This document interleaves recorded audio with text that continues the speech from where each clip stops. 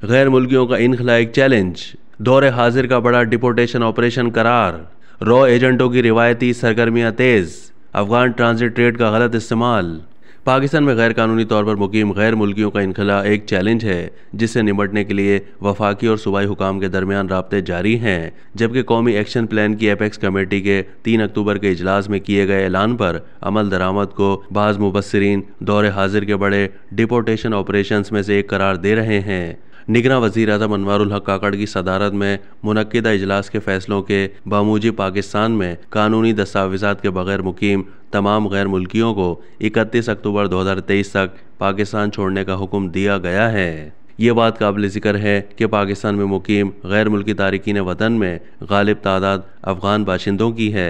मज़कूरा हुक्म के तहत 1 नवंबर से कानूनी दस्तावेज़ात के बगैर मुकीम गैर मुल्कियों के कारोबार और जायदादें वगैरह जब्त करने के अलावा उन्हें गिरफ्तार करके जबरी मुल्क बदर करने का सिलसिला शुरू हो जाएगा। इस फैसले के फौरी असरात आम लोगों की सतह पर इस तरह देखने में आए कि 2 दिनों के दौरान तोरखम बॉर्डर के रास्ते 2 दर्जन अफगान खानदान वतन वापस चले गए। मुख्तलिफ सूबों में रिहाइश पजीर अफगान महाजरीन 16 ट्रकों के जरिए वापस गए। दूसरा रद्द-ए-अमल हुकूमती सतह पर हुआ।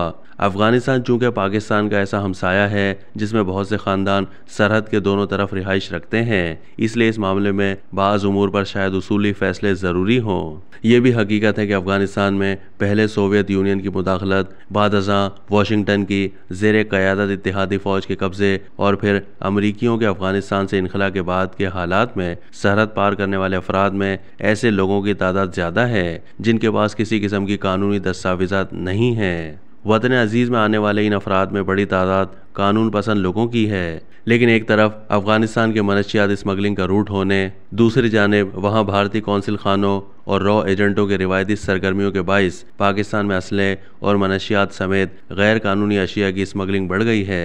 यही नहीं बल्कि पाकिस्तान में वहाँ से दरअंदाजी का सिलसिला बढ़ने लगा। नौबत यहाँ तक आ पहुँची कि army chief general Syed Asim Munir को एपेक्स कमेटी में ये कहना पड़ा कि पाकिस्तान के पास दरपेश चैलेंजेस से निपटने के सिवा कोई ऑप्शन नहीं है।